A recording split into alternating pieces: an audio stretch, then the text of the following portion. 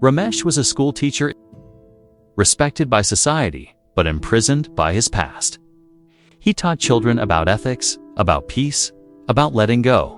But every evening, as he sat alone in his dimly lit home, he was visited by a face he couldn't forget.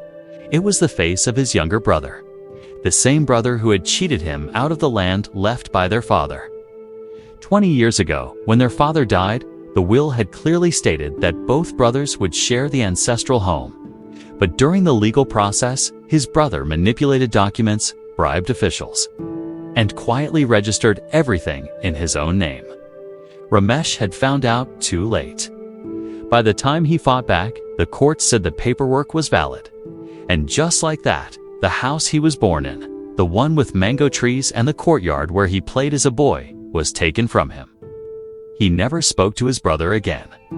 He moved to a modest home near the school and rebuilt his life. But inside, a fire quietly burned every single day. He married, had a daughter, and grew older. But he never forgot.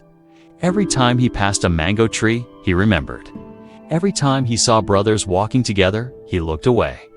Even during his daughter's wedding, when someone suggested inviting his brother, he had coldly replied, "The dead don't attend weddings." No one dared ask again. Years passed. Ramesh grew bitter but silent. People called him wise, disciplined, dignified. But only his wife knew the truth. He couldn't sleep without medication. He couldn't laugh without feeling hollow. Every night, he wrote angry letters to his brother, then tore them up. One day after school, Ramesh saw a monk sitting under a banyan tree just outside the village. The monk sat quietly, eyes closed, a small crowd around him. Ramesh didn't believe in such people. He walked past. But a small girl ran up to the monk and asked innocently, "Why do some people never smile, even when everything is fine?" The monk opened his eyes and replied, "Because they are carrying stones in their hearts, stones of memory, betrayal, and anger. And no matter how beautiful life becomes outside, inside, they live in a room full of stones." Ramesh froze. The words hit him like thunder. He turned around and stared at the monk. Later that evening, he returned when no one else was around. "I've lived in that room for 20 years, he whispered.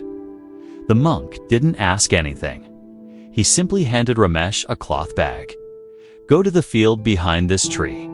Every time you remember something that still hurts, pick up a stone and put it in this bag." Ramesh was confused, but obeyed. Within 10 minutes, the bag had 13 stones, one for every memory that still bled. The monk said, "Now carry it with you everywhere, all day. Teach your students, cook, eat, sleep, with this bag tied to your back. Come see me again in 3 days." Ramesh thought it was absurd, but he agreed. By the second day, his shoulder ached, his back hurt. Sleeping was difficult.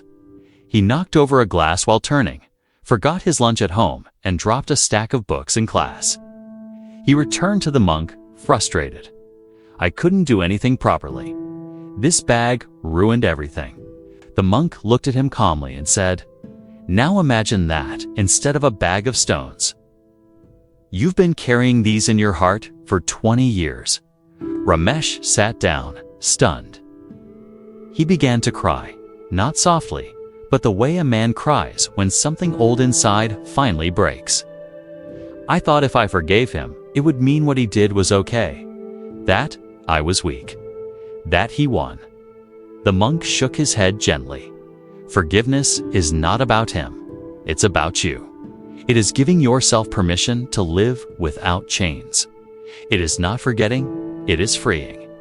You're not weak because you forgive. You're free because you finally stop bleeding." That night, Ramesh sat in front of his old diary. For the first time, he didn't write a letter full of anger. He wrote a letter of peace. Not to be sent, just to be spoken aloud. "I forgive you, not because you deserve it, but because I deserve to breathe again." He burned the letter slowly. As the paper turned to ash, so did something inside him. Days passed, then weeks. Ramesh smiled more. He began gardening again, He joked in class. His students noticed. His wife wept quietly one night, not out of sadness, but relief. One Sunday morning, there was a knock on his door. It was his brother, old, tired, ashamed. "I'm dying," he said. "I've made mistakes. I have nothing to ask except one thing. Please don't let my niece grow up not knowing her uncle." Ramesh stared at him. He should have slammed the door. But instead, he stepped aside and said, "Come, have some tea." In that moment, something beautiful happened. Not forgiveness, but healing. Ramesh learned that happiness isn't a reward for success. It's the result of dropping what poisons you, even if you're right. That day, he wrote a new line in his journal. If you carry pain long enough, it becomes part of your skin. But if you drop it, life rushes in like sunlight through a window you forgot you had. And the room full of stones, it was empty at last. Forgiveness is not weakness. It is the strength to choose peace over pain, freedom over bitterness, and life over memory.